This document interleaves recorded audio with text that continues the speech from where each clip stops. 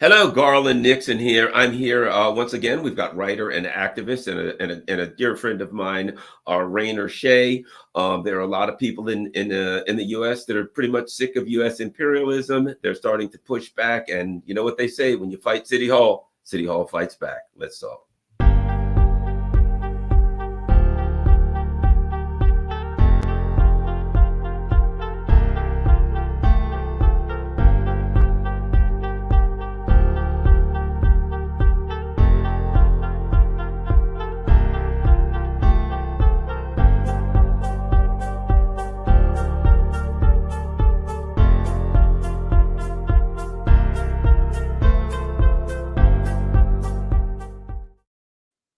Hello. Let me see what we got here. We're having trouble streaming to your destination.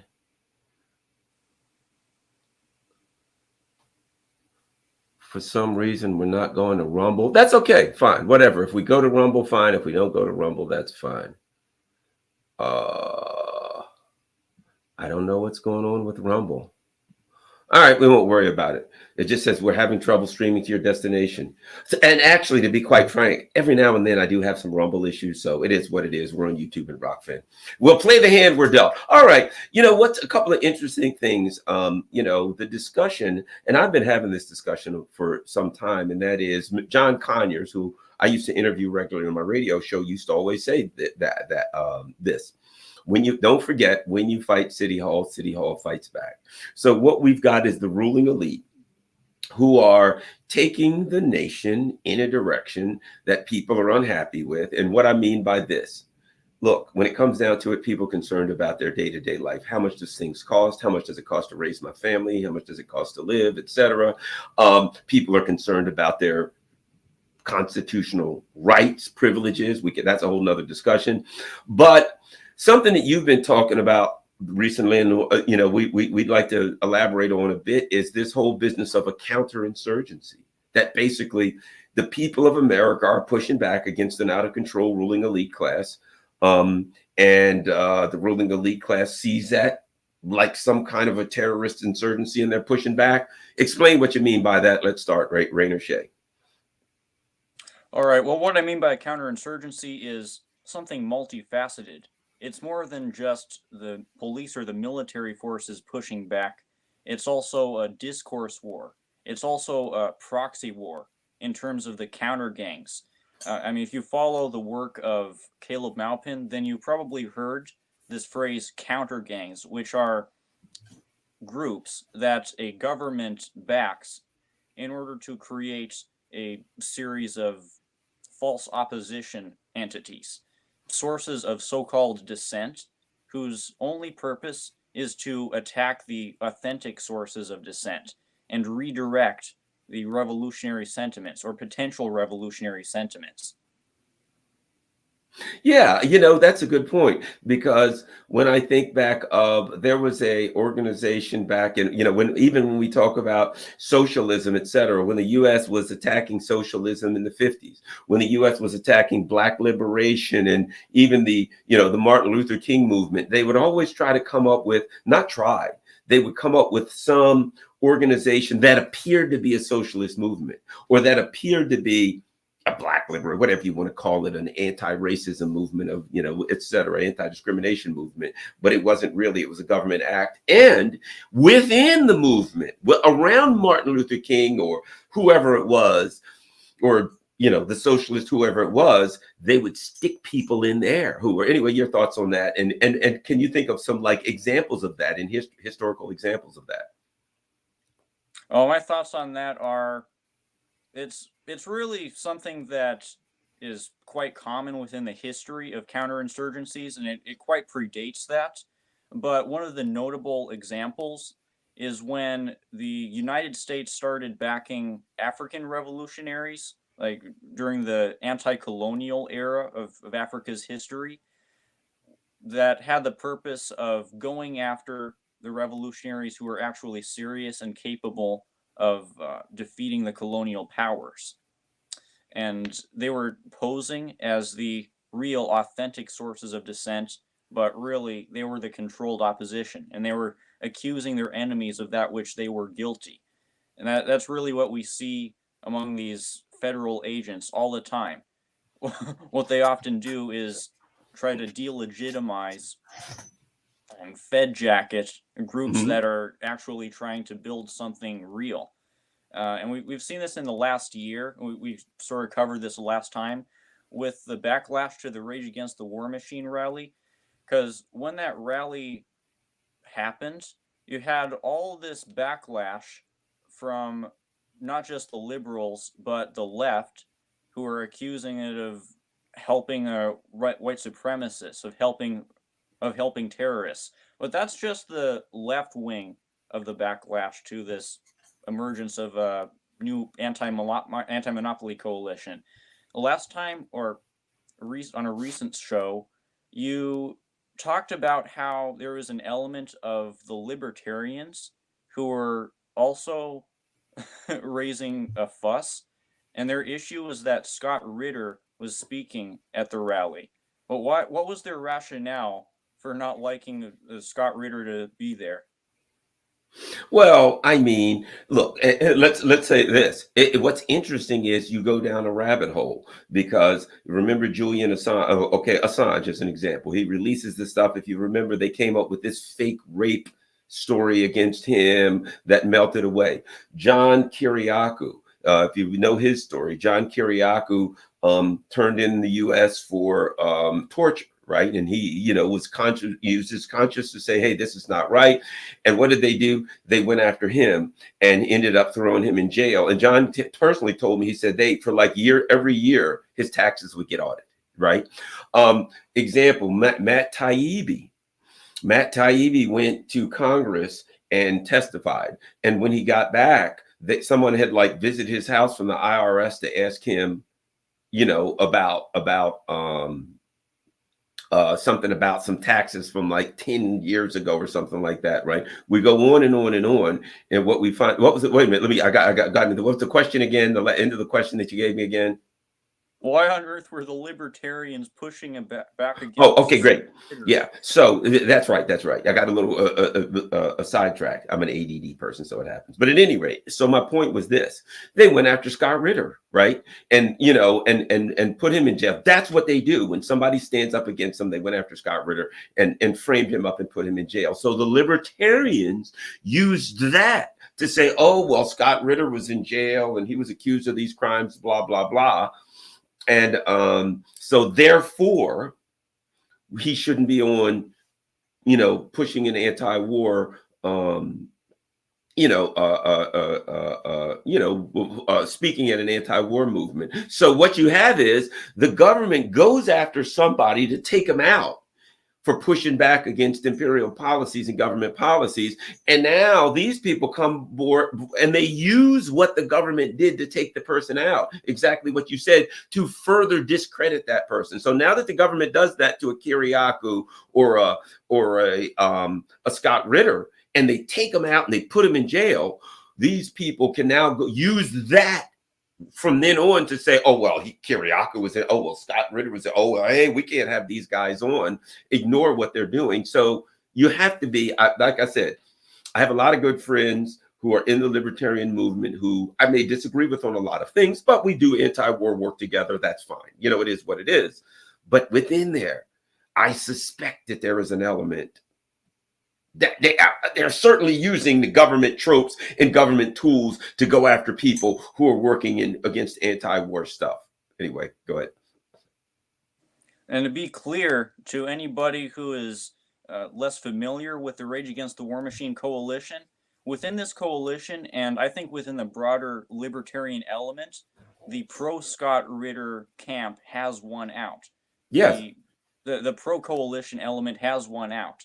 And this is the same for the Israel issue, the same for the Ukraine issue. The modern Libertarian Party is increasingly anti-war, increasingly principled on being anti-war, and that's why I've gained newfound respect for it as a communist. The problem is that both on the left and on the right, however limiting that dichotomy is, there are elements that prefer to be opportunistic, that prefer to repeat the narratives of the U.S. national security state. As you know, the charges that they brought against Scott Ritter, Hmm. they the they were so extreme that as soon as you just bring them up, and he has addressed this, as soon as you bring them up, then a lot of people automatically assume he's guilty because they accused him of being attracted to minors. That's not the case when you actually look into the details of the case. And he has talked openly about this. He's explained why he was framed, why what he did was not essentially illegal. But you have apparently people on both the leftist camp and the libertarian camp who are repeating the FBI's narrative on this. Now, we kind of got into a different direction of the conversation than I originally intended. I appreciate where we've gone so far.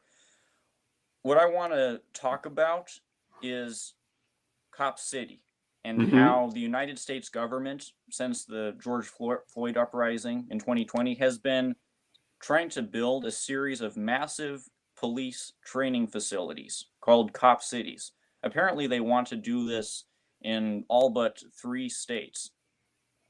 Wow, And a I bill. didn't know that. I knew about the one in Atlanta, but I didn't know that they're doing that, because I do know that there's a history of Israeli police being involved in Israeli law enforcement being involved. So in police training in the U.S. So okay, wow. Well, this is new information. Let us know about what's happening with this expansion of the cop cities.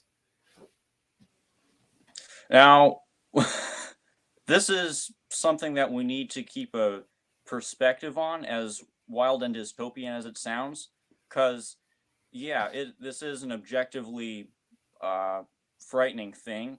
It's something that we need to address. Our government building a bunch of unprecedented training facilities for law enforcement, trying to build a domestic army to preemptively counter any sort of serious dissent. But here's the thing: US imperialism is a paper tiger. As Mao said, all reactionaries, all who oppose the progression of history, are ultimately paper tigers. As he said, in appearance, they're terrifying, but ultimately, they are vulnerable because they are detached from the people, or they're opposed to the interests of the people. That's why Hitler was defeated. That's why US imperialism will ultimately be defeated. And despite how much effort our ruling class is putting into this violent aspect of the counterinsurgency, the reality of our conditions are such that it's increasingly risky for our government to utilize these direct types of force. Because what 2020 showed was that it's not the safest option for the ruling class to do something extreme, like impose a full military crackdown. Donald Trump, when he was president, was clearly trying to go in that direction, but the more dominant wing of the U.S. ruling class, the one that has more sway, the highest levels of capital, they decided that the better option was to only make the police crackdown from 2020 a temporary thing. And even though they've since then been building up their police force in the form of Cop City, since then, instead of imposing a military crackdown, they have preferred to primarily use the discourse and the countergangs as their means for countering dissent. And the way this has manifested is initially more so in the form of left wing discourse psyops, as in the left wing pushback against Rage Against the War Machine.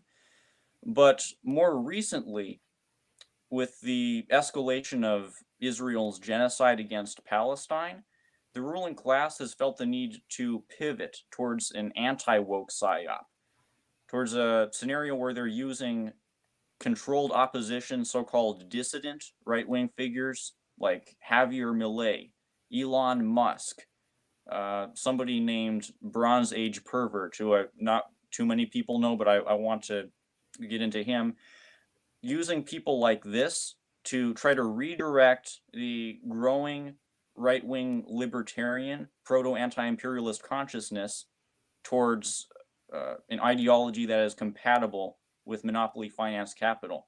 Because this Bronze Age pervert person, he's blown up recently on the right. Is he? From Where is he? Where? I mean, is he on Twitter, YouTube, whatever the case? Yeah, Where? he's on Twitter. He doesn't seem to have really much of a face-to-face persona. His profile picture is a muscly shirtless guy, the back of a muscly shirtless guy. So he's part of this far right camp, online camp that is basing its identity around ethnic nationalism and male chauvinism. He wants to take us back to the Bronze Age, propagate something called the Bronze Age mindset. It's all BS. And Bronze Age pervert, I forget his real name, but but it's out there. He has been in direct contact with an Israeli asset named Edward Lutwak, and Lutwak reached out to Bronze Age pervert because he felt that Bronze Age pervert is putting out ideas that are especially good for the agenda that people like Lutwak want to push, as in the Zionist agenda. And even though Bronze Age pervert isn't one of those types who's constantly defending the Israelis, what he instead does is try to redirect the attention of right-wing libertarians towards ethno-nationalism instead of towards socialist ideas or anti-imperialist ideas. He wants people to be apathetic about anti-imperialism and the class struggle and view the USA's supposed lack of sufficient ethnic homogeneity as the primary contradiction. And also, he wants to revert society back to traditional Western gender roles. So, garbage, male chauvinism, all of that stuff. But his role and the role of people like him, Alex Jones is also part of this, is to try to redirect the growing right sentiment, right-wing proto-anti-imperialist sentiment, towards a compatible, controlled opposition type of sentiment. Yeah, so I get it. So what you're saying is there are a lot of conservatives and libertarians who are like, man, I'm sick of these freaking wars. You know what I mean? And I'm sick of the government censorship and things that are popular, things that are realistically at the foundation of the problems, right? The forever wars, the censorship, things where you got to get started to even have to move forward at all. You got to deal with these wars. You got to deal with the government censorship, things of that nature. So what you're saying is redirect them. And if you think about it, that's what our government does. What they always try to do is to get us arguing about, you know, whatever. We're going to argue about genders. We're going to argue about abortion. We're going to argue about, you know what I mean? Things out. And meanwhile, while we're arguing about the, you know, counting the number of genders or something like that, they're invading another friggin' country, you know, while we're arguing about something that doesn't have to do with putting food in your stomach. You know what I mean? Doesn't have to do with them you know, taking them all thoughts of democracy away by simply, you know, using you know, electronic machines or whatever they can to subvert.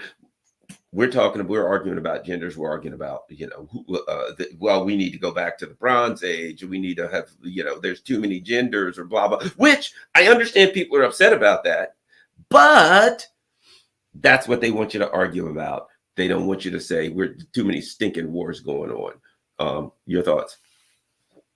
Absolutely. I mean, it's two sides of the culture war that we're dealing with. They're really two sides of the same coin, and it's two color revolutions that they are pitting against each other at the same time. That's the purpose behind what you're saying.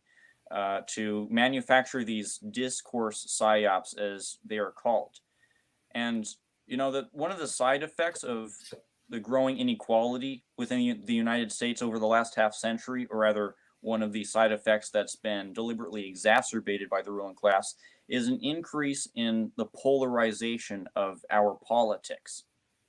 Because as the people have come to have more of a reason to rebel against the government has felt the need, or rather the so-called deep state, the psyop managers, they felt a need to manufacture more division among the people. And something really interesting that's happened over the last couple of years is this polarization paradigm has come to be threatened by the emergence of this anti-monopoly coalition, by the emergence of a united front that's come together in reaction to the escalation of the Ukraine conflict. And over this last half year, with the escalation of Israel's genocide, a lot of the same conservatives who have been against the funding Ukraine have now come out in support for Israel, and that is disappointing. But we shouldn't ultimately be in despair when we see people who were never reliable in the first place reveal themselves to be traitors. I believe that the main elements of truly obstinate pro-Zionist sentiment on the right come from the elites, as opposed to the people, as opposed to the MAGA or libertarian base. I believe that the vast majority of the people in this country have a primary material interest in the defeat of U.S. imperialism. And what these politicians on both the so-called left and on the right are doing is trying to bring the bases of both the liberal and conservative bases towards a compatible place when it comes to imperialism.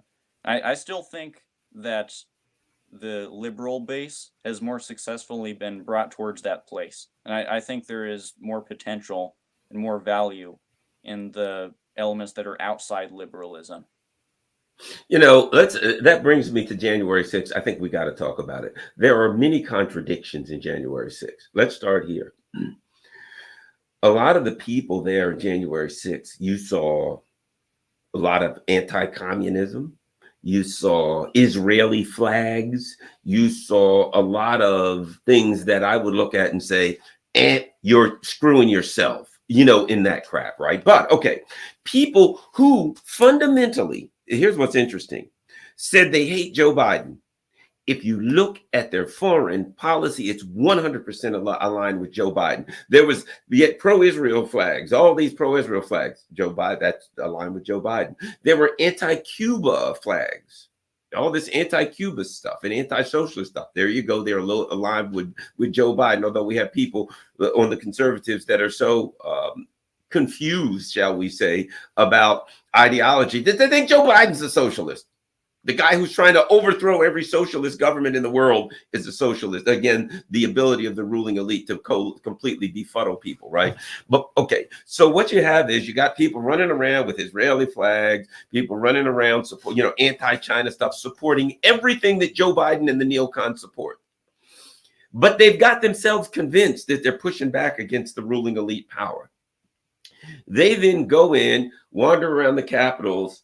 The ruling elite, number one, has the crowd loaded with FBI agents, and you know what I mean. They've got their. It's no, to be quite frank, it's no shock that they were like all aligned with the ruling elite because the FBI had like loaded their ranks with their agent provocateurs. And then when it's all said and done, the ruling elite come in and pound the hell out of them and throw them in jail. The contradictions there are, Steve, what are your thoughts on the whole January 6th thing? Oh, I've looked into that so much, and I've concluded that these imperialism compatible individuals they were so, and from what you were saying, I didn't see those as really flags. They were so visibly showing their compatibility with imperialism. They are part of that counter gang element. They are part of an element that the intelligence agencies have been deliberately cultivating and also putting in front of the camera so that they can both win more people on the conservative side towards those imperialism compatible ideas, and also, and this is quite important, convince the people on the left that everybody outside of left liberal circles is nothing but an imperialist tool, which, if somebody believes that, then they've ironically made themselves into an imperialist tool. Because if the ruling class succeeds at dividing the revolution compatible parts of the masses, then the ruling class is going to win. The class struggle is going to fail. If I could say, they were that those people were really very valuable to the ruling elite and the intelligence communities. For number one, they had all the flags and the iconography that the CIA and the ruling elite love. Hooray! Israel, all number one, down with Cuba, blah blah blah, whatever. Right? Okay. So they love them there, right? Okay, great. We got them there. So we can make them heroes to the conservatives, and we can promote our foreign policy of intervention and attacking other countries. Okay. Then they take them in there and then they beat the hell out of them and throw them in jail. And then say to the liberal class, you see, you have to be scared of these people. They're very dangerous. But trust us, we'll protect you from them.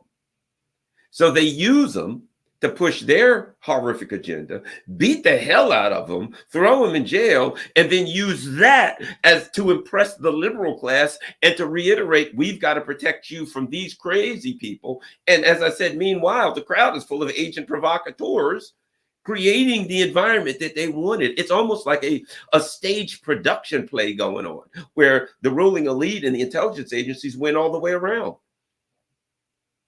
Yeah, absolutely. And these narratives are never going to let up for as long as the ruling class is in power. They're just going to keep throwing this BS at us. And our job is to continue building the anti-monopoly coalition, continue building the institutions that are capable of bringing us to victory. Because it's not just the information war that we need to fight. We also need to be building up the organizations that are capable of keeping us safe, whether legally or physically, during the coming intense period.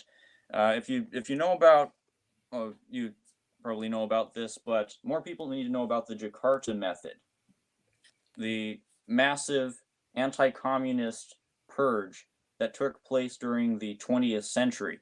Began in Indonesia, was exported to all of the Latin American CIA installed dictatorships, and when the class struggle in the United States comes to its most intense point, then that's going to be exported to here. I believe it's going to come in the form primarily of using the counter gangs to attack the authentic sources of dissent.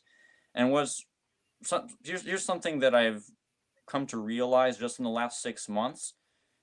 It's not so expedient for our ruling class to utilize the right wing of the counter gangs, because if they use those, then people are going to realize we're governed by a Nazi state. It's undeniable. Let's overthrow the government. Instead, they prefer to utilize the so-called left wing of the counter gangs that promote themselves as being anti-fascist. And the narratives that those groups are using is anybody who supports Russia is a fascist, because supposedly Russia is a fascist state. Anybody who supports China is a fascist. Therefore, we are justified in whatever we do to them. And that's a recipe for terrorism. It's a recipe for really alarming levels of violence. And what we can do is build ourselves up so that we're safe from that enough, at least enough, so that we can continue our operations during the coming purge or attempt at a purge. We want to minimize this as much as possible. And here's the great hope that I have when it comes to the class struggle.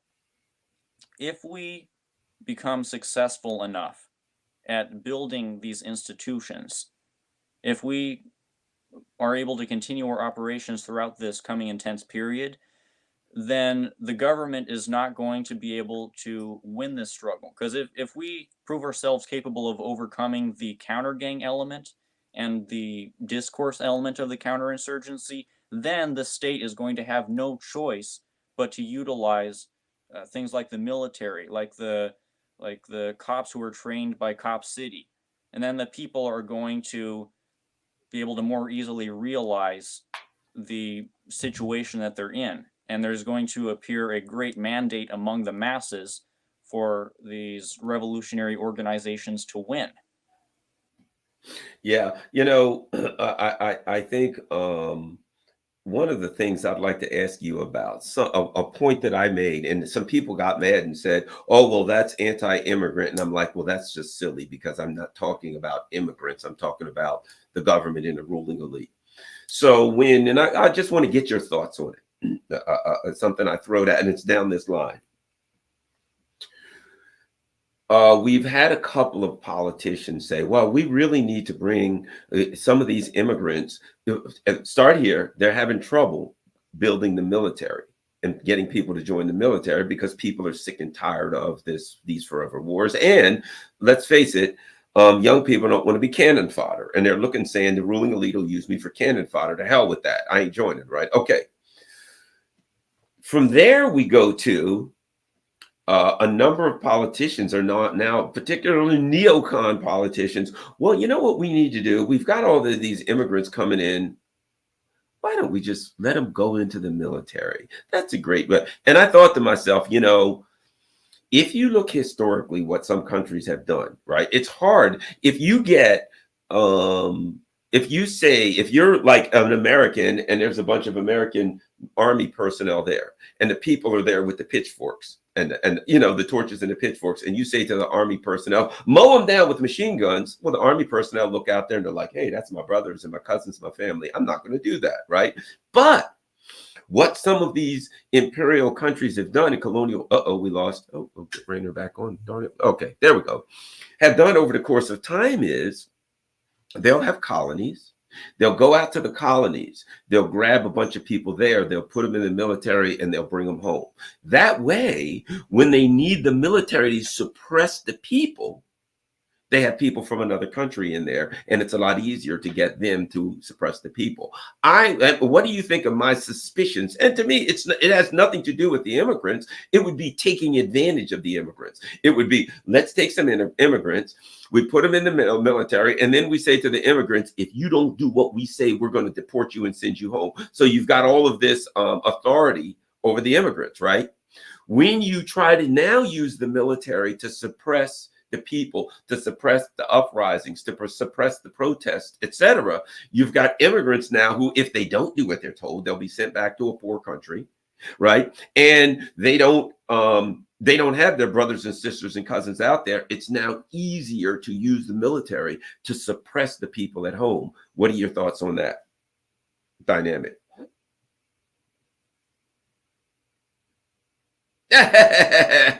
Uh-oh, we lost your sound. Hold on, let me see here. Let me see. No sound? All right, hold on. Let me check a couple of things. Everybody, we're going to, I'm checking my system. We're good there.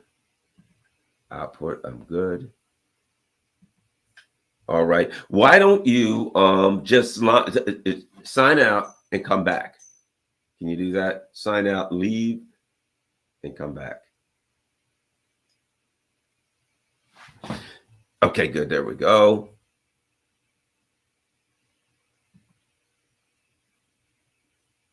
And hopefully Brainer signs and comes out. Crap. I'll send him an email. I'll ask him to leave and come back. Let me check his microphone. Unmute. How about? All right. Try it. You got anything? No? Still no sound.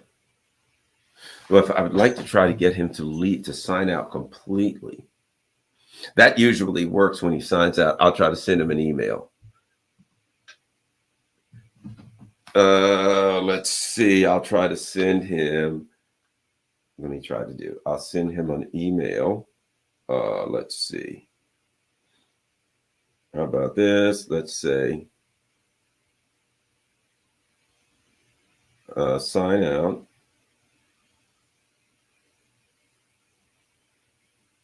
And return. Sorry about that, everybody.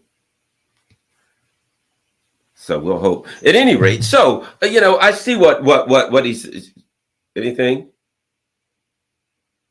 Let's see. Well, I'm going to toss him. I'm going to do this. I'm going to toss him completely out of the studio.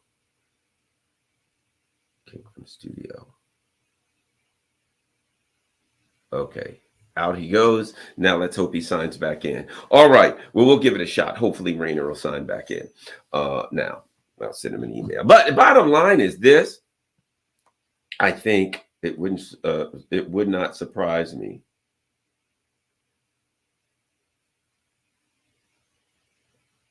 Let me see. There we go. He's back. All right, let's try it now. Any sound? Yes. Nothing. See there. Whenever I've had it happen a couple times. If that ever, I'm going to have to start telling my guests in the very beginning. If ever you get lost, sign out. Just completely drop out of the studio and then use the link to come back in. Usually it's something in the software somewhere. All right. Well, that worked. Okay. Did you hear what I was getting at with the about as far as immigrants in the military? Did you hear that? Well, I got half of it. I heard. Yeah. What I was saying is, I'll make it clear. So what I was saying is this. Now we've got various neocons saying, why don't we we need to, we're not getting people to sign into the military. I got a brilliant idea. Let's put undocumented immigrants in the military. And my thing was two things. Number one, they got them over a barrel. You put them in the military. Now you can say, if it's an American in the military, even if you put them out, they go home to Oklahoma, right? If you've got an immigrant in the military, you say, guess what? If you don't do what I tell you to do, I'm sending you back to, Guatemala or whatever. So now you've got these people over a barrel, number one.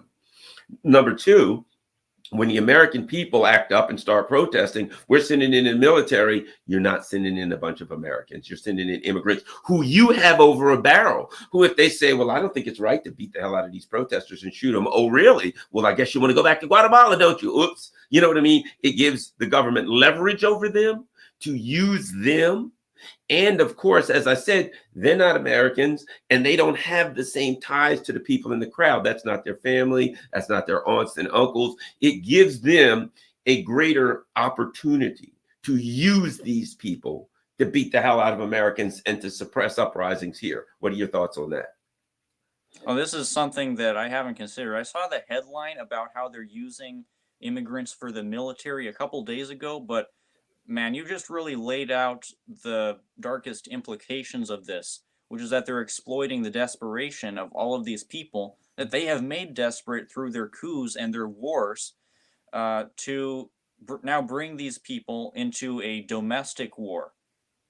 And we'll see how well that works out for them, because they are using people who, even though they have leverage over them, their class interests are so far removed from those of the, what they call the labor aristocracy in the United States, the bribed element of the U.S. population that receives benefits from imperialist super profits. So, yeah, we'll see how well that works out. Yeah, let me tell you why. One of the reasons I think it will somewhat work.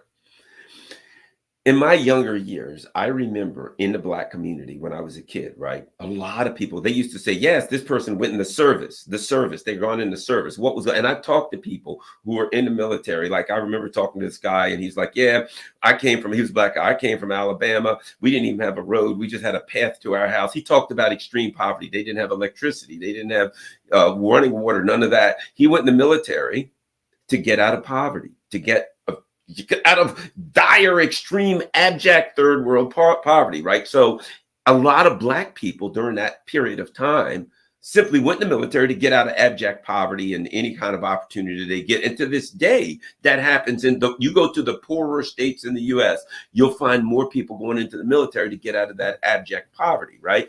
So you've got these immigrants coming over. Why are they coming over? Same reason, abject poverty, right? And now you can put them in there and say, if you don't do what I tell you, I send you back to that abject poverty. At the same time, the people of the US are getting fed up with it. Now you start getting uprisings here. They've got people that they can say, you go back to abject poverty if you don't do what the hell I tell you to do. And they use that military It's easier, I'll just say that, for them. Not that every one of the immigrants will go along with it, but it seems that it would be easier to use those people, take advantage of those people to suppress the abject poverty here. And it has been done around the world before with colonial powers. With England, they would take people from one country, right? One colonial country. They take them, put them in the military, and send them to another colonial country to suppress the people there because they didn't know them and they didn't speak the language as well. And it was easier than getting the people in their own country to beat the hell out of their brethren, shall we say. You see where I'm going? Absolutely. It's an old colonial trick.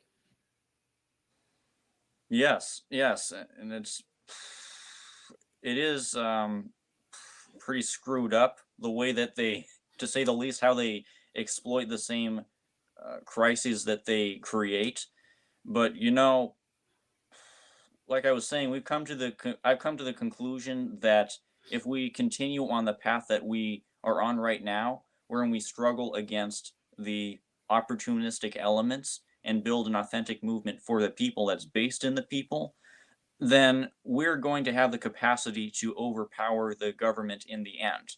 We're going to have the capacity to give the people a clear alternative to helping imperialism. Because these immigrants, who are potentially going to be going into the military and recruited into this domestic war, it's not like they're going to be the ones who benefit the most from this. They're essentially going to be held hostage and, like you say, coerced into serving under the threat of getting deported. And So used it's as not like, cannon fodder overseas. Now they can use them like they do the Ukrainians. You know what I mean? Where now, think about this.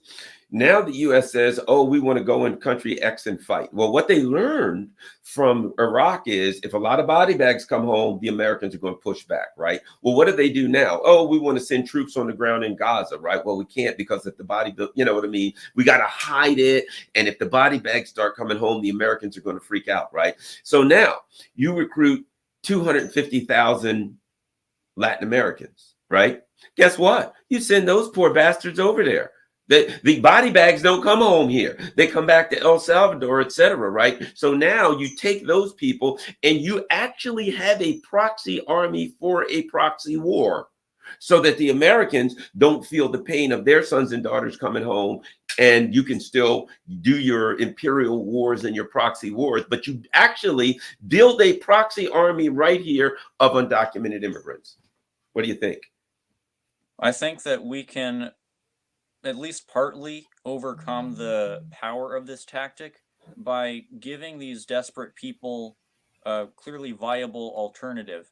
Because the point I'm trying to make is that it's not like these people who are getting recruited into this proxy army, especially the immigrants, are getting totally rewarded by the United States. They're being held hostage by the United States, threatened with something horrible in exchange for their service to the United States. So if they had a better choice, like a clearly deliverable option on the part of the revolutionaries, if we were presenting that to them, then I think that a lot of them would choose to defect towards us. But first, we need to prove ourselves. We need to build those institutions that are capable of winning power and offering a better life to these people. Because the reason why these people have come here is because, well, in the case of a lot of them, they've been pushed into dire conditions. We're having some problems. Oh, can you hear me? Drop out again. There we go. Whenever we see him, there we go. When he drops out and drops back in. Yeah, he's basically saying, what he's saying is, why are people here? And this is the discussion we never have about immigration, right? Why are they here? Because we went over the U.S. goes over, overthrows their government, does all kind of, okay. How about that? Can you hear me? Yes, I can hear you. There we go. Okay, Like continue. Anytime Anytime you drop out like that, just redo that. I think when I started the stream, it wouldn't go to Rumble, so there could be some software issues going on anyway. So okay, continue. Yeah. So if we can show that these people that we have something different to offer them that is realistic, then yeah, many of them will join us.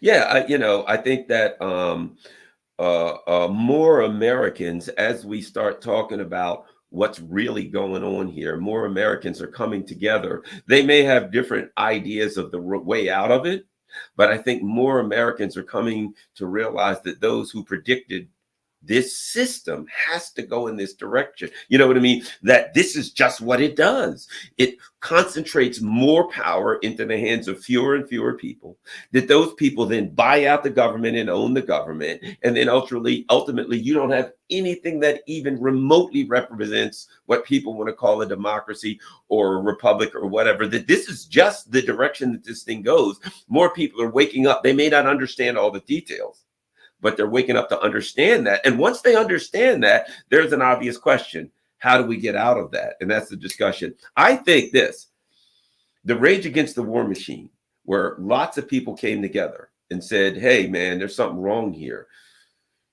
I think that was horrifying to the system. I really do. I think it was horrifying to the system to see a lot of people come together. Because here's what I got about, you can say there were libertarians, there were communists, there were this group and that group. Here's what I saw. Because I see politics through the lens of economic class. They're working class people. That all these working class people who disagreed on things could come together and say, we got a problem with the ruling elite. The biggest fear of the ruling elite is always that the working class will wake up and stop being divided. And the working class were saying, well, wait a minute, there's more of us than there are of them, and they're screwing us. We don't have to put up with it. Rainer. Yes, and that's what gives me so much hope about this coalition that's emerged. Is it when I talk about this coalition, I'm talking about the coalition that's emerged out of the Rage Against the War Machine rally. Over this last year, this coalition has continued to be doing this work, and at some point, they're going to announce a date for the Rage Against the War Machine 2.0 called "Defeat the Deep State," and that I have so much hope for this coalition. But this experience with this coalition and seeing how they've been treated has also taught me that there's such a strong opportunistic element, including among many of the same groups that I used to view as compatible with anti-imperialism, with what we're trying to do. And that's what I also wanted to address to some of your viewers, because the last time we talked about what I think needs to be done in order for there to be an effective pro-Palestine movement. And I talked about how these opportunistic elements have tried to sabotage the emergence of a coalition like this that can actually unite working class people beyond the partisan polarized lines and build something that actually threatens the power structure. And I talked about how PSL has been instrumental in this backlash against this effort to build an anti-monopoly coalition. And some people objected to that because they felt like that was divisive. And I can understand where they're coming from. I would have reacted the same way a couple years ago, because that makes sense. You don't want to divide the pro-Palestine movement. But here's the thing: the elements that I'm talking about are the ones who are trying to truly divide the pro-Palestine movement. They were the ones who initiated these sectarian struggles, these sectarian battles, and made it sectarian in the first place. They were the ones who joined in on the backlash against this coalition. And that this coalition isn't everything, but it's important, and it represents an idea that the pro-Palestine movement and the movement for justice more broadly desperately needs. This is the idea that we need to transcend the traditional left liberal activist bubbles that have defined organizing throughout the last half century in the United States. For a couple generations now, I think since the defeat of the Black Panther Party, activism in the United States has been confined to quite insular spaces. It's been confined to these metropolitan areas where these organizations aren't really even interested in uniting the majority of the masses, and to a spattering of college towns like Arcata, California, because Arcata, California, we're close to where I live. It's rural, but because it has a college town, that's one of the few rural places where these left orgs are willing to organize. Outside of that, they essentially write off the vast majority of the country geographically. They're not interested in reaching out to the rural or really to any of the elements outside of a certain niche. And that's the problem that I want to help rectify. So I understand where these people who don't want me to criticize PSL are coming from, but over these last couple years, I've learned some things about the nature of the class struggle in this country that have brought me to where I am now. And that is, I want to fight against opportunism because I realize that that is instrumental towards our victory. Yeah. You know, let me give you an example right now. I'm going to just give you a quick example of something that I talk about that we were talking about when we were saying there's always elements. Let me show you something. This is antiwar.com. Here's one. Ukraine says and this is from Defense One, says it downed a record number of jets. Here's another one.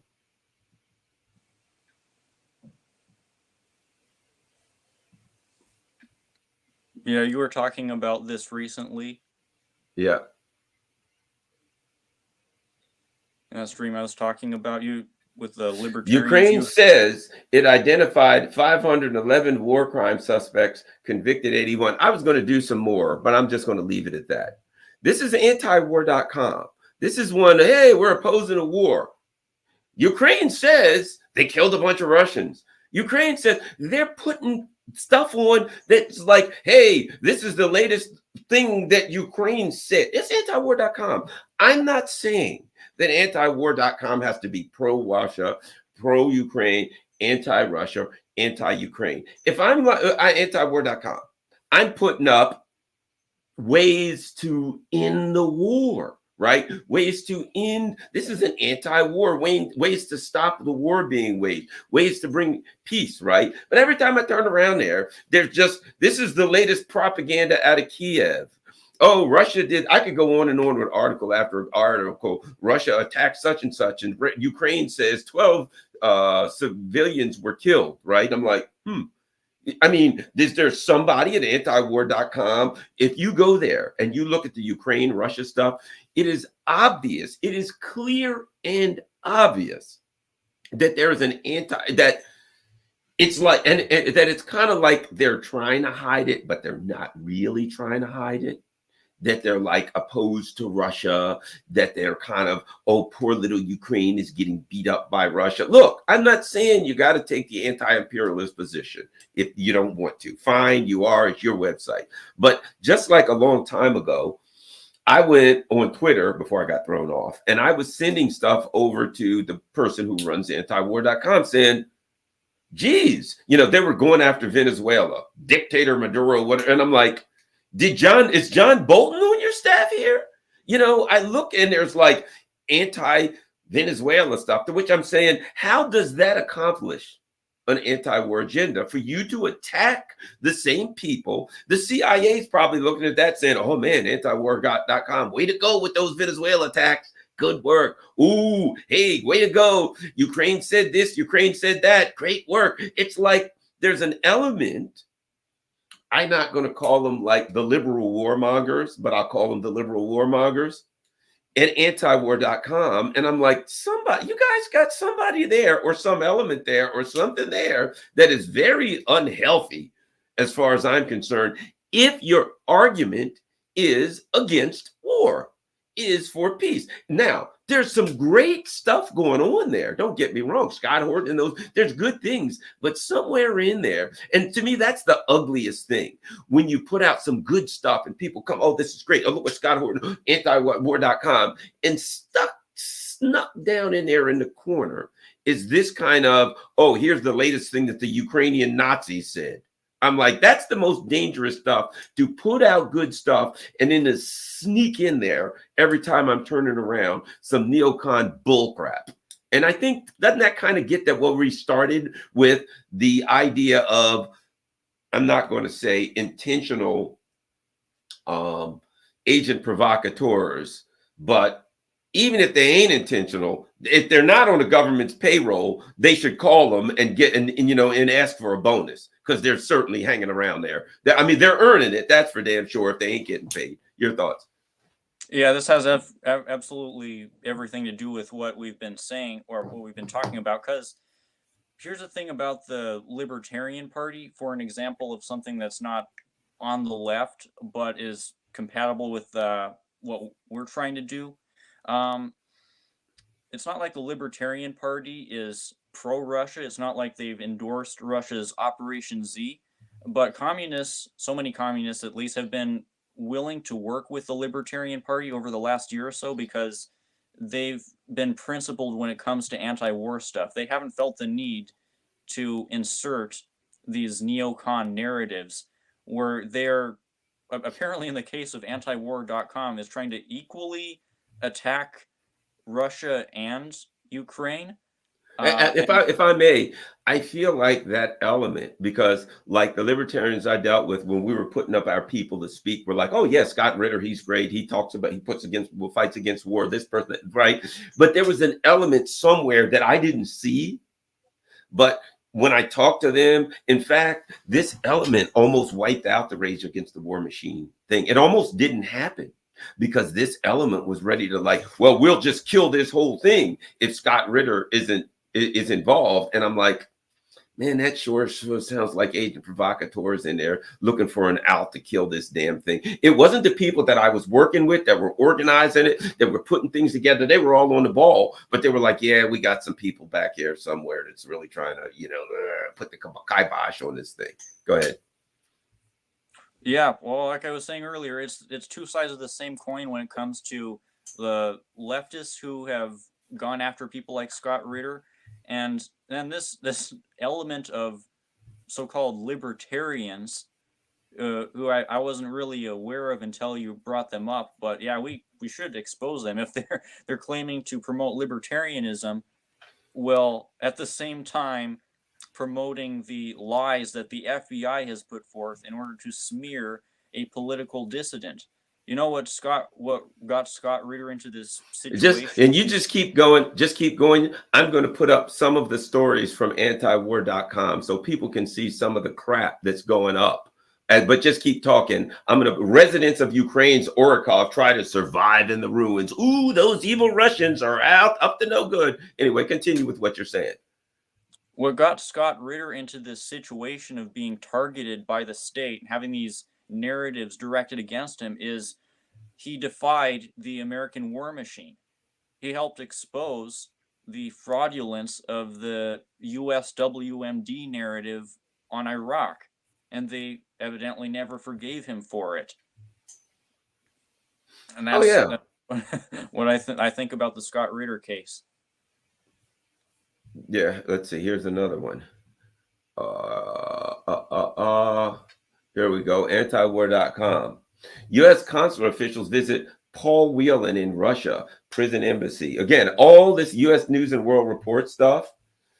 And they go on. The White House has designated him as wrongfully wrongfully detained, essentially saying the charges are bogus. It has said the same of Evan Gershowitz. Both of them are CIA operatives. Both of them. So now antiwar.com's running this propaganda. Oh my God, these poor little CIA operatives caught red-handed, like CIA operatives. I got to go to antiwar.com and read articles about, U.S. imperialist warmongers are going over to Russia to try to bring back these poor little innocent CIA operatives. How does that in antiwar.com? How does that further the issue of opposition to war? Hey, look, the government is, for some reason, this neocon rag, which is U.S. News and World Report, if you ever look at them, right, it is an absolute neocon rag. And it seems to me that about 80% of the crap that I read about Russia and Ukraine, maybe exaggerating a bit, but a lot of it, is straight out of there. And I'm like, man, somebody who's putting their articles together, I'm just saying this, is up to, my opinion, is up to no good. Go ahead. Well, here's a thought that I just had about those kinds of articles that they just talk about the destruction within Ukraine in isolation without bothering to give any context for why the war started, how the United States carried out a coup in Ukraine, and the regime installed in this coup instigated the war. They don't give that context, and it really parallels the ways that the predominant media and really the predominant cultural narratives have talked about October 7th and how Hamas is supposedly the one that we should blame all the way for the deaths of civilians within Israel on that day.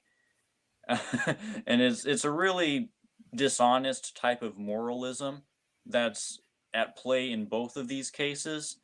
Because, firstly, it was the Americans and their proxies, the Israelis and the Ukrainians, respectively, that instigated all of the violence behind this, that provoked the violence which Hamas has used in order to resist Israeli occupation.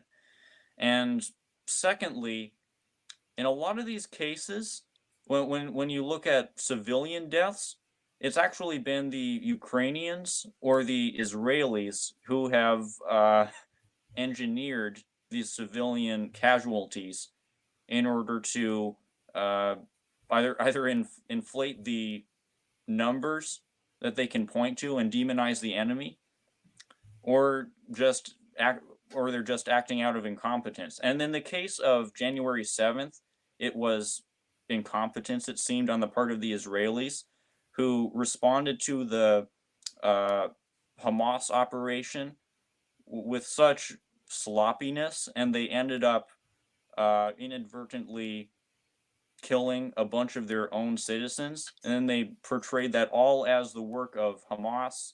Nope, don't act like that. Don't try to shift the blame. It was the Israelis who both instigated the violence in the first place and who ended up killing a lot of their own citizens and blaming that on blaming that on their enemy. Yeah. Well, look, I got to run, but and just so people know, I was putting up a bunch of articles, all from antiwar.com. From antiwar.com. All of them were U.S. News and World Reports for the most part. All of them were very negative, anti-Russia. Germany accuses Russia of information war after military recording. Well, if I'm putting that up, my article would be like, hey, the damn Germans are trying to start World War III and we don't want to die in a nuclear war. But Germany's position is the problem is not that we're trying to attack a nuclear superpower. The problem is it's information war, that the truth is getting out. And what is antiwar.com? They got a little of both. They put out, oh yeah, the Germans did this, but also it's like wink, wink. Yeah, Germany says the Russians are accusing them of information war. If I'm anti-war, I'm like, look, we're all going to die in nuclear war if we don't get on top of this. So let's push back. So again, it just appears to me that there's some agent. If the persons involved aren't agent provocateurs, they need to call over to Langley and ask for a check because they got one coming. That's all I'm saying. At any rate, all right. Thanks a lot, man. Look, I got to run. Certainly appreciate it. Where can people go to find you and your stuff and more? They can look me up at Rainer Shea on Substack.com. All right. Thanks a lot. Certainly appreciate Rainer Shea. Appreciate you, Rainer Shea. And we'll talk again soon. Yes. All right. Bye.